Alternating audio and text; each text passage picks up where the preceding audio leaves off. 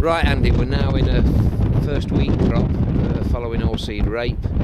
This is taking a bit of a battering. You can still see some remnants of snow, and I hope the sound's all right. The wind is still fairly blustery, but you can see the crop. You know, when you consider the wind speed and these leaves that are stuck up into that wind and the battering they're taking with regard to movement, it's almost like cracking a whip, and you can often see if you go on with a herbicide after a period of windy conditions, it will damage it more. So it bruises the leaf. It just makes it a little bit more susceptible to damage from anything we apply. It's not a bad piece of wheat. It's some of the ground up here is less than good, to be fair. It's thinnish limestone, doesn't hold moisture that way. And people often say, well, you're on limestone, it'll hold the moisture. There's a big difference, and people get confused between limestone and chalk. Right. Now, chalk will hold moisture. It acts as a reservoir, a sponge. Whereas if I just pan down onto the soil there, and I don't know whether we can pick this up, these lumps of stone here, that's limestone, and you might as well, you know, it's not going to hold any moisture at all. It's like pouring water onto a house brick. It isn't going to do it. And so best not to get too confused between limestone and chalk. Both are entirely different. You can see there's still some remnants there on that plant, Andy. Look, of slug damage. Can you see the stripping? Yep.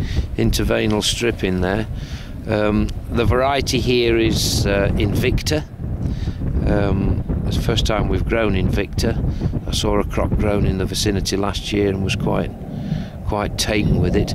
We have gone on here, and I don't know whether the camera can pick that up, but there are the remnants there of a T0 spray still. Yep. And all we do there is we give it a manganese. We include a small dose of fungicide. In this case, I am quite fond of a cheap triazole, something like flutriafol, with a little bit of chlorothalonil in there. Yep. And basically that's it. What that does for me is widens the window in terms of, right, if there's a little bit of disease there, and disease pressure's been low because of the dry conditions. Depends on the variety. With a variety like Oakley, for instance, I know that's not on the recommended list anymore, but it's still fairly widely grown, then yellow rust is of a concern.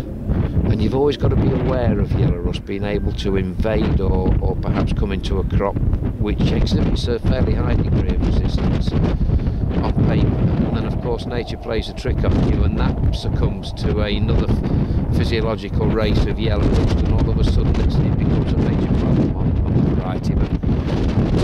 So the T0, when you're relying on contractors to spray, I hope he's not looking at this video. So when you say widens the window, it gives you a bit more flexibility on when you see what needs to be. Yeah, I mean T1, yes it does, but at the same time what you've got to bear in mind is that T1 timing is not purely driven by the amount of disease in there. It's governed by the persistence of what you've done at T0, but in terms of tank mixability, the driving force is growth regulated time. Right.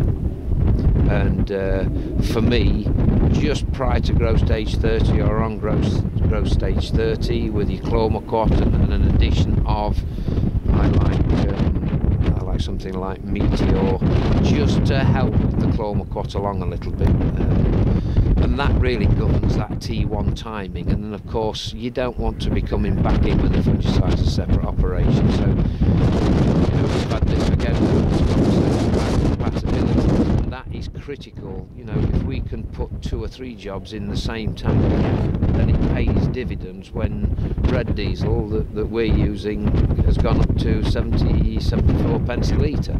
So growth stage 30, nutritional application as well. Yeah, I'd certainly look at, I'm going to go on with boron on this. We've mentioned that in the all-seed rape clip there. I'm certainly going to look at boron. I'm going to include magnesium. We're a little shy on magnesium on these soils. Even if we weren't, I'd still consider an application of magnesium on these, particularly under stress conditions, Andy. So yeah, boron, magnesium. This field had a manganese. This had manganese included in the T0. Right. Okay. Yeah. So say it looks good. Yeah, this looks a good colour. What I did do up here, and bearing in mind we're fairly far north, we're at a certain altitude where relatively slow way.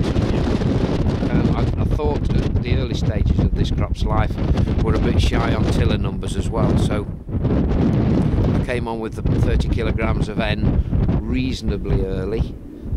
It's time to come back now, because that nitrogen that went on, how much good it's done, I don't know, because it's been dry ever since, but it's time to come back on now with another top dressing of nitrogen. I am seriously considering, with what's happened to us over the past 3 years, if we should learn from history, and I'm seriously considering turning into a liquid nitrogen form, a source of liquid.